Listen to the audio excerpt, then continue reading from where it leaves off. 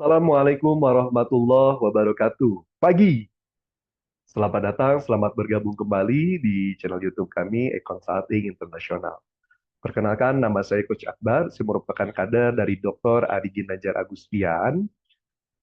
Pada kesempatan hari ini, saya bangga, saya akan sama-sama belajar dengan Anda semua yang hadir pada kesempatan hari ini. Namun sebelum saya membahas ataupun juga menyampaikan tema pembahasan kita pada hari ini, saya ingin menyampaikan informasi yang mudah-mudahan bermanfaat untuk Anda. Jadi, yang pertama adalah eh, saya diamanahkan di SQ Mental Health. Dan apa saja sih program-program yang ada di SQ Mental Health? Jadi yang ada di SQ Mental itu banyak sekali program yang dapat Anda ikuti. Bagi Anda di sini yang ingin menjadi seorang profesional terapis bersertifikat BNSPRI, Anda dapat mengikuti program pelatihan ISQ Hipnoterapi bersertifikat BNSPRI. Lalu ada juga program yang lainnya, ISQ Growth Mindset, ISQ NLP, lalu juga ada program khusus remaja, khusus bagi putra-putri Anda yang kami sebut dengan ISQ Amazing Youth, di mana kita akan sama-sama belajar bagaimana kita cukup menjadi orang baik saja, tapi kita pun juga harus sukses. Wow, keren ya. Untuk informasi ini, detailnya Anda bisa langsung kunjungi di website resmi kami di esqtraining.com. Silahkan ya, boleh langsung kunjungi. Oke, langsung saja kita ke pembahasan kita pada hari ini. Saya yakin dan percaya bahwasannya di antara kita sudah sangat sering mendengar kata ini. Bahkan di beberapa tahun terakhir, terkhusus di media sosial, kata ini sudah begitu fenomenal. Kita kira-kira ada yang tahu? Oke, pembahasan kita hari ini saya akan membahas mengenai healing. Wow. Namun sebelum saya bahas, saya ingin bertanya terlebih dahulu, boleh jujur ngaku siapa di sini yang sering-sering ataupun juga dikit-dikit minta healing? Ada. Bisa jadi ada di antara kita yang seperti itu ya. Tapi pertanyaannya adalah, sudahkah kita memahami secara keseluruhan di balik kata healing tersebut? Bisa jadi di antara kita, ya memang yang terjadi di masyarakat eh, di Indonesia khususnya, bahwasanya healing tersebut sudah kita maknai sebagai jalan-jalan.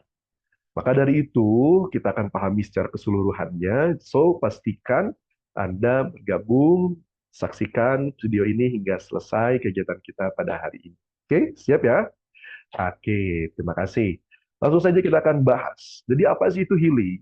Jadi healing ini merupakan proses pemulihan baik secara fisik maupun secara emosi ataupun juga secara mental. Lalu pertanyaannya, mengapa ini menjadi penting? Ini menjadi penting karena berbicara kesejahteraan mental yang baik, tentunya ini akan berpengaruh terhadap pola kehidupan kita. Pola kehidupan kita yang akan menjadi tenang, lalu juga kita pun menemukan kebahagiaan. Apalagi tuntutan kehidupan kita yang begitu tinggi. Lalu juga tekanan di dunia pekerjaan. Dan yang paling parah adalah tantangan di media sosial. Yang akhirnya membuat kita menjadi apa ya, memiliki tuntutan hidup yang semakin tinggi, dan maka dari itu wajar akhirnya kita dikit-dikit minta healing. Namun kalau misalkan healing tersebut kita pahami hanya sebagai jalan-jalan saja ataupun juga wisata, ini akan menjadi bahaya. Ya, berbicara jalan-jalan, berbicara wisata, seperti banyak halnya mungkin generasi-generasi sekarang yang ketika update status butuh healing nih, langsung foto di pantai, vitamin C, wow. Tapi ternyata tidak semuanya bisa seperti itu karena memang memerlukan budget, lalu juga memerlukan biaya. Jadi kalau memang hanya memahami secara sederhana untuk jalan-jalan saja, ini kan jadi bahaya. Yang tadinya kita butuh healing, dikit-dikit minta healing, tapi ternyata tidak terpenuhi, ya akhirnya lama-lama menjadi hilang. Tentunya ini yang tidak kita inginkan. Jadi, bagaimana cara kita memahami dari kata healing ini?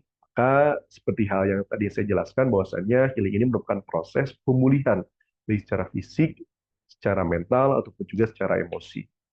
Lalu apa saja sih kalau bicara proses? Maka tahapan yang pertama tentunya kita perlu mengenali diri sendiri. Lalu yang selanjutnya kita pun perlu eh, memahami apa itu meditasi, lalu juga mindfulness, dan selanjutnya juga kita perlu mampu manage pola hidup yang baik, dan selanjutnya kita pun juga perlu memahami dukungan sosial dan juga profesional, dan yang penting kita pun juga harus memiliki kebiasaan hidup yang positif.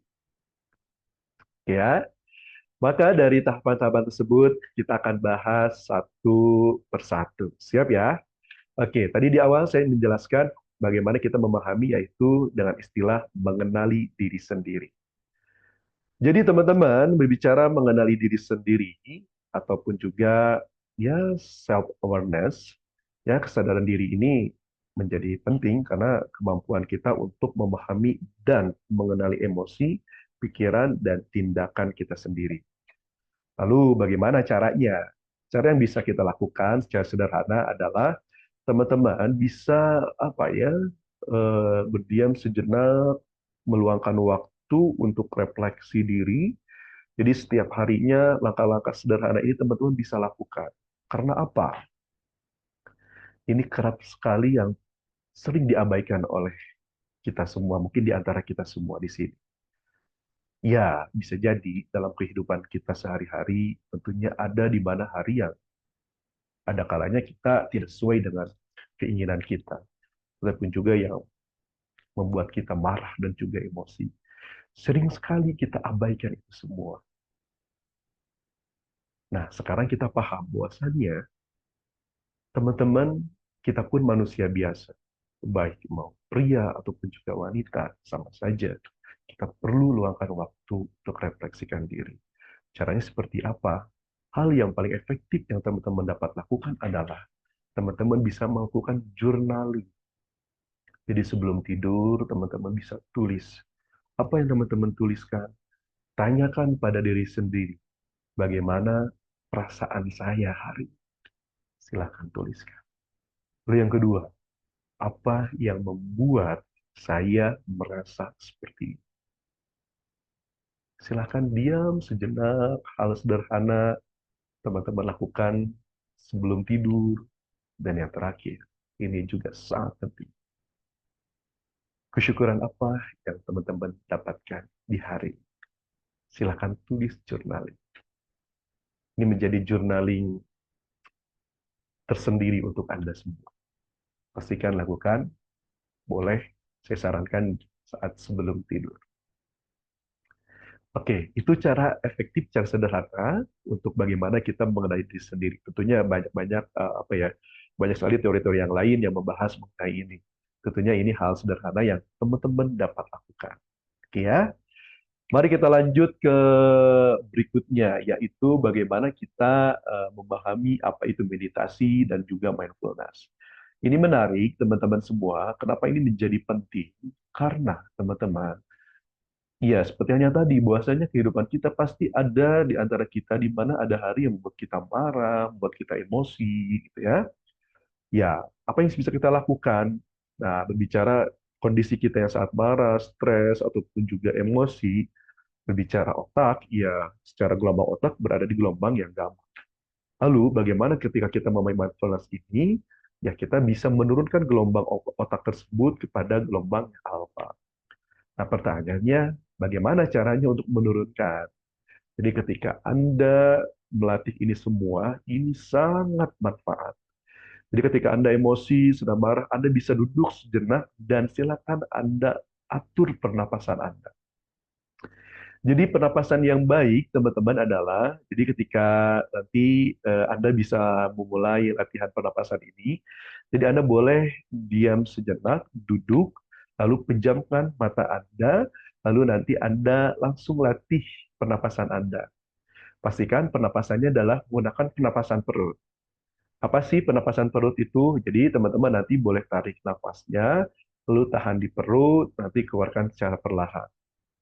Kalau misalkan pernapasan Anda, ada gerakan di pundak Anda ataupun dada Anda ikut naik juga, maka itu masih belum pernapasan perut. Itu masih pernapasan dada. Kami sarankan teman-teman Anda yang hadir di sini menggunakan pernapasan perut. Saya contohkan ya. Boleh tarik napas secara perlahan, tahan di perut, lalu keluarkan. Nah, kalau bukan pernapasan perut, itu biasanya dada suka ikut naik, seperti ini nih. Nah, kalau dada Anda, pundak Anda ikut naik, maka itu adalah pernapasan dada. Nah, saya sangat sarankan kita menggunakan pernapasan perut. Oke, kita coba ya. Mungkin rumusnya boleh hitungan saat menarik napas 5 detik, lalu juga nanti tahan di perut 5 detik, dan nanti keluarkan secara perlahan 5 detik. Boleh hitung dalam hati masing-masing. Boleh ya, kita coba terlebih dahulu. Tarik nafasnya, tahan, hembuskan. Nah, ini hal sederhana yang dapat kita lakukan. Ya, tentunya ketika ketika sedang kita marah ataupun juga emosi, gelombang kita dalam gelombang yang ya inilah gampang lah secara teori. Tapi kita bisa turunkan dengan cara kita melatih pernapasan kita. Tentunya tidak cukup apa ya tidak hanya saat kita dalam kondisi hal tersebut saja, tapi ini bisa Anda latih juga agar setiap harinya Anda dalam kondisi yang mindfulness. Contoh, ketika Anda bersiap-siap untuk berangkat aktivitas. Sebelum Anda berangkat, boleh duduk sejenak terlebih dahulu, lalu Anda pejamkan matanya, lalu Anda tarik nafas. Nah, Anda juga bisa melakukan kata-kata positif dalam diri Anda sembari Anda berlatih tarik nafas.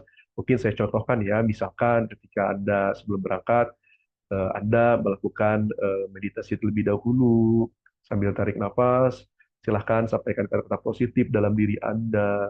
Terima kasih ya Allah, Kau telah bangunkan saya di pagi hari ini, sehingga saya masih bisa melakukan aktivitas, sehingga saya bisa melakukan hal yang bermanfaat, dan tentunya pun ini manfaatnya bisa dinikmati untuk orang-orang yang saya cintai, untuk keluarga saya, istri suami saya, ataupun juga putra-putri saya. Anda bisa lakukan itu setiap harinya di pagi hari. Hal yang sederhana, tidak lama, teman-teman semua, tapi itu manfaatnya begitu luar biasa. Jadi pastikan teman-teman, tentunya memang bicara meditasi juga mindfulness banyak sekali ya, tapi ini saya berikan tips sederhananya yang bisa Anda lakukan setiap harinya. Ya, oke, selanjutnya. Ya, selanjutnya saya ingin menyampaikan bagaimana kita mampu memanage pola hidup yang baik. Kenapa ini menjadi penting, teman-teman? Jadi ketika teman-teman mampu mengatur waktu dengan baik, maka itu bisa jadi solusi mengatasi ataupun juga mengurangi tingkat stres Anda. Saya pun bisa memahami gitu ya. Maka dari itu, teman-teman, solusi saran yang dapat teman-teman lakukan, pastikan saat memulai aktivitas, mungkin hamin satunya teman-teman sudah bisa melakukan to-do list terlebih dahulu. Ataupun juga susun hal-hal apa yang mungkin mulai dari yang paling rumit terlebih dahulu, ataupun juga yang paling penting terlebih dahulu, Anda boleh susun. Itu hal sederhana yang bisa Anda lakukan. Karena sekali lagi, teman-teman, ketika Anda bisa mengelola waktu dengan baik, yakin dan percaya itu mampu mengurangi tingkat stres Anda. Dan selanjutnya, berbicara memanage pola hidup, selain kita mampu mengelola waktu juga, yaitu teman-teman juga harus memiliki istirahat yang cukup, pola tidur yang baik, teman-teman ya. Nah, kalaulah memang ini menjadi apa ya tantangan kita sendiri, apalagi di era digital saat ini, ya kadang kita mungkin tertidur gitu ya, tapi kadang tidur kita nggak berkualitas. Yang alhasil ketika kita bangun bukannya seger, malah pegel-pegel yang ada ya. Maka dari itu teman-teman, mungkin bagi yang muslim, boleh sebelum tidur, boleh berwudu terlebih dahulu. Lalu juga nanti teman-teman pastikan mungkin apa ya handphonenya boleh agak jauh dikit. Karena kerap sekali sebelum tidur tuh kita fokus kepada gadget kita gitu kan, yang akhirnya tidur kita nggak berkualitas. Seperti itu ya. Nah, jadi pastikan teman-teman kita mampu mengelola waktu dengan baik, karena itu mampu mengurangi tingkat stres Anda. Dan yang selanjutnya adalah istirahat yang cukup, pastikan tidur Anda pun juga berkualitas. Oke ya. Oke, selanjutnya. Oke, setelah kita memahami bagaimana memanage pola hidup yang baik, langkah berikutnya adalah teman-teman harus memiliki dukungan sosial dan juga profesional. Oke, seperti apa sih teman-teman dukungan sosial itu? Jadi teman-teman berbicara dukungan sosial, ya memiliki jaringan sosial itu sangat penting teman-teman. Karena apa? Tadi seperti hal yang saya sampaikan, bahwasannya ada kalanya kehidupan kita mungkin tidak sesuai dengan harapan kita. Maka teman-teman ketika teman-teman memiliki lingkungan sosial yang baik, teman-teman gak usah takut untuk menyampaikan itu semua. Tapi pastikan ketika teman-teman menyampaikan keluh kesah dan juga hal apapun itu yang Anda rasakan, pastikan kepada orang yang tepat. Karena mungkin bisa jadi teman-teman, kita saat itu tidak membutuhkan langsung solusinya, tapi kita butuh pendengar yang baik. Dipastikan mulai saat ini teman-teman bisa memiliki dukungan sosial yang Anda percaya. Bahkan mungkin untuk bersama dengan keluarga, sahabat, atau teman, ataupun yang lainnya yang Anda percaya. Ya, silahkan Anda boleh sampaikan itu semua. Lalu apabila itu dirasa tidak cukup, maka Anda pun juga bisa melakukannya dengan meminta bantuan kepada orang-orang profesional. Seperti apa saja sih orang-orang profesional tersebut? Ya, Anda bisa menghubungi eh, psikolog atau juga para terapis profesional. Karena apa, teman-teman? Bahwasannya apa ya? Tidak ada yang salah dengan kita meminta bantuan. Karena apa? Karena ketika kita melakukan itu semua, itu menunjukkan kekuatan, bukan suatu kelemahan.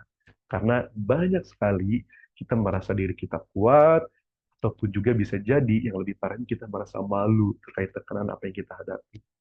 Jadi teman-teman merasa itu belum cukup, silahkan teman-teman bisa memiliki dukungan lingkungan yang profesional. Apa saja itu? Ya teman-teman bisa menghubungi psikolog, lalu juga mungkin terapis profesional. Boleh teman-teman sampai itu semua. Karena lagi-lagi saya sampaikan bahwasanya ketika Anda memerlukan bantuan tersebut, Anda tidak menunjukkan kelemahan Anda, tapi Anda menunjukkan kekuatan Anda. Oke ya. Dan itulah tahapan bagaimana kita memiliki dukungan sosial dan juga dukungan profesional. Ya, selanjutnya kita akan tahap berikutnya. Tahap berikutnya adalah bagaimana kita mampu membentuk kebiasaan positif. Tentunya ini yang memang berat juga ya. Jadi ya memang ini perlu kita latih ya. Maka dari itu, seperti apa sih untuk membentuk kebiasaan yang positif? Jadi, apa ya? Kita perlu menentukan tujuan hidup kita. Oke, sekali lagi ya, kita perlu menentukan tujuan hidup kita. Mengapa ini penting? Karena apa, teman-teman?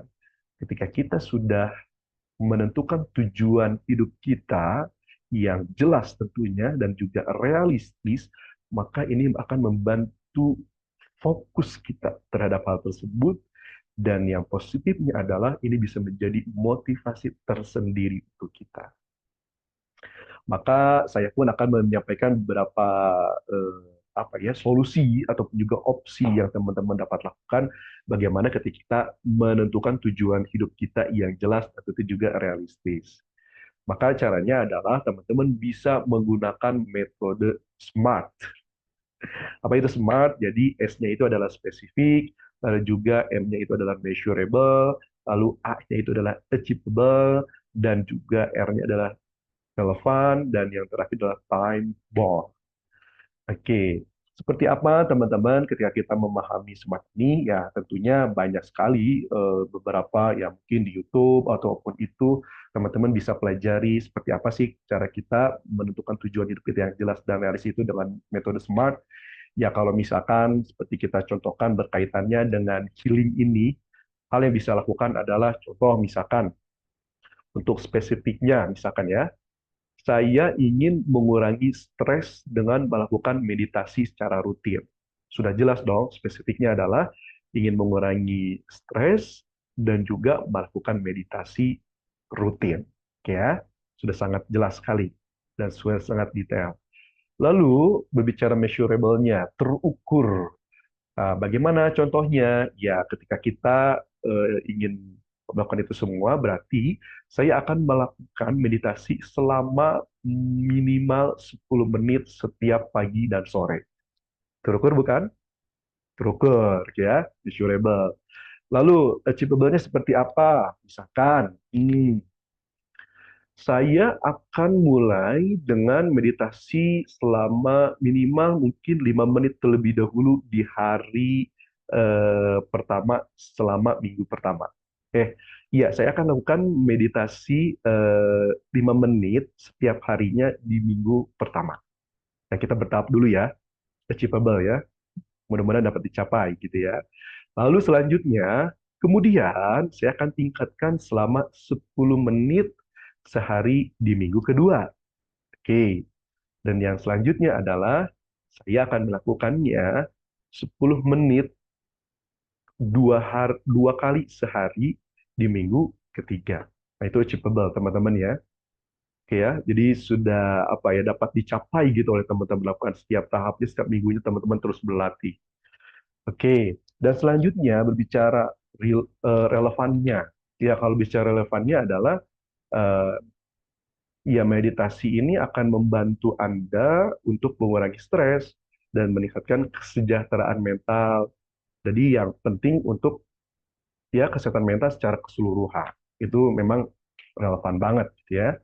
Nah, time bound-nya dan teman-teman juga memiliki jangka waktu. Ya, kalau misalnya saya contohkan berkaitan dengan tadi, saya akan mulai meditasi ini mungkin pada tanggal anggaplah 1 Juni dan akan mengevaluasinya di 1 Juli nanti. Nah, itu teman-teman. Jadi tujuan teman-teman berjangka memiliki jangka waktu dan itu teman-teman bisa lakukannya dengan metode SMART. Mungkin saya tidak akan membahas secara detail ataupun juga secara luas Mind Smart ini. Teman-teman nanti dapat pelajari ataupun juga banyak sekali orang-orang yang menjelaskan mengenai Smart ini ya. Oke. Nah, itu teman-teman. Jadi beberapa hal yang teman-teman dapat lakukan. Jadi berbicara healing ini, teman-teman ada prosesnya. Jadi teman-teman pastikan mengenal diri sendiri. Lalu juga tadi teman-teman latihannya bisa menggunakan jurnal harian. Teman-teman boleh tulis gitu ya. Dan jangan lupa teman-teman menuliskan kesyukuran apa yang teman-teman dapatkan di hari itu. Itu akan membantu teman-teman bagaimana mampu mengenali diri sendiri. Lalu yang kedua, tadi teman-teman sudah memahami apa itu meditasi dan juga mindfulness. Ya, memang secara teori banyak sekali penjelasan, tapi saya hanya menyampaikan tips sederhana yang teman-teman dapat lakukan dengan meditasi tersebut. Ketika kondisi kita dalam kondisi yang marah, emosi, lakukan duduk sejenak dan atur pola napas Anda. Ataupun juga saat Anda memulai aktivitas, Anda bisa secara mindfulness boleh melatihnya dengan apa ya bertarik napas lebih dahulu dan diselingi dengan kata-kata yang positif untuk diri Anda dan sampaikan dalam hati Anda. Seperti halnya yang tadi saya contohkan. Dan selanjutnya tadi bagaimana kita bisa memanage pola hidup yang baik. Mulai saat ini teman-teman bisa lakukan dengan cara mengatur waktu dengan baik, buat to-do list ya. Dan selanjutnya juga pastikan tidur Anda berkualitas, istirahat Anda cukup. Nah, selanjutnya teman-teman juga ya tadi memiliki dukungan sosial dan juga profesional untuk membantu menjaga Anda agar tingkat kesejahteraan mental Anda dalam kondisi yang baik. Seperti itu. Dan terakhir tadi saya jelaskan bagaimana teman-teman ya memiliki kebiasaan yang positif. Yang terpenting adalah teman-teman mampu memiliki atau juga menentukan tujuan hidup yang memang jelas dan juga realistis. Karena apa? Karena itu akan membantu Anda untuk tetap fokus pada tujuan tersebut dan itu akan menjadi motivasi tersendiri untuk kita. Oke, Teman-teman, mudah-mudahan Anda belum puas ya sama saya. Maka dari itu, terima kasih banyak bagi Anda yang sudah mengikuti dari awal hingga akhir ini. Mudah-mudahan kita dapat berjumpa di lain kesempatan. Jadi teman-teman, sekarang kita sudah dapat memahami makna healing sesungguhnya. So, pastikan teman-teman kita sama-sama menjaga kesejahteraan mental kita. Pastikan dan mudah-mudahan kita terus dalam kondisi yang terbaik. Sampai jumpa di kesempatan. Assalamualaikum warahmatullahi wabarakatuh. Saya Coach Akbar, pamit undur diri.